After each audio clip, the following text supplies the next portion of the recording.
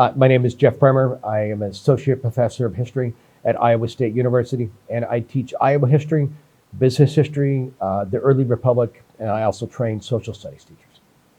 To do history, to boil it down, you're doing a couple things. First of all, you're doing research. You're gathering information, whether that is from primary sources or secondary sources, and then you're taking all that information and you're combining it together and you're writing it. You're creating a story that people can read and understand, where you explain all the research that you did. Well, for example, Lewis and Clark. If you're looking at Lewis and Clark, their expedition as they're heading up the Missouri River, if you're looking at their journals themselves, then that is a primary source. You're looking at the journals written in 1804, 1805, 1806.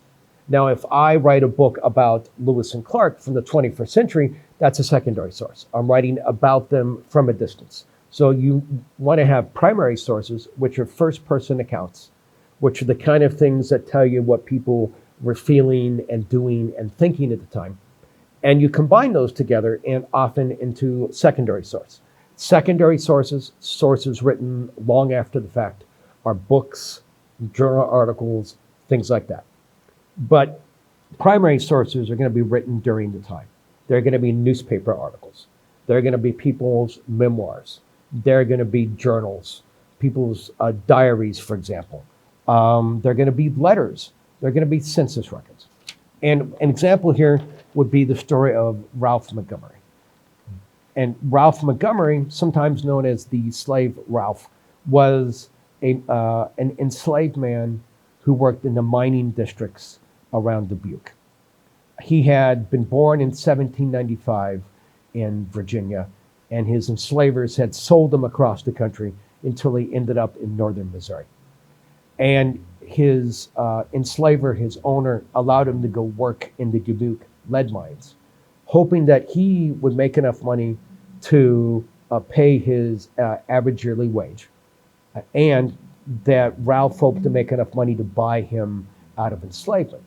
But unfortunately, he could not make enough money. Despite working years and years and years in Dubuque, he could not buy himself out of slavery. And so his enslaver, Jordan Montgomery, sent two men to recapture him and to bring him back down to Missouri. He had, in Jordan's mind, wasn't earning as much money as he should as an enslaved person. So a neighbor of Ralph, when these two men came to take him, asked the Iowa courts to intervene and stop Ralph Montgomery from being sent back to slavery in Missouri.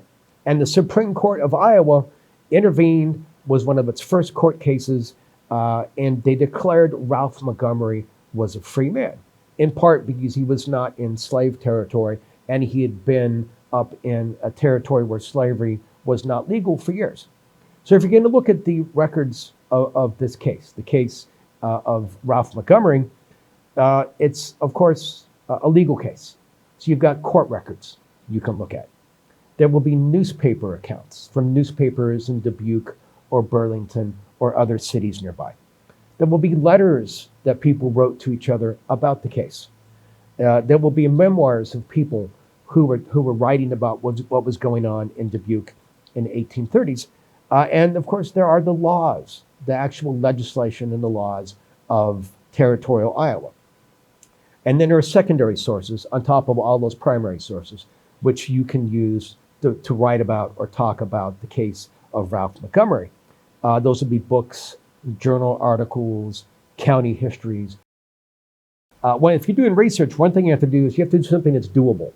If you're a ninth grader in high school, you don't have 10 years of your career to dedicate to this. So you need to, if you're going to write about Ralph, that is something that's doable in a paper given the sources we have. But the Civil War would not be doable for something that is so big, of course. I would tell them you should learn Iowa history because it's your history. Regardless of if you're a new immigrant or if your family's been here 200 years, this history explains how we got here, explains maybe why your school is where it's at, explains maybe why we have the rights in our political documents. It explains how the cities and the countryside have changed over the past 200 years.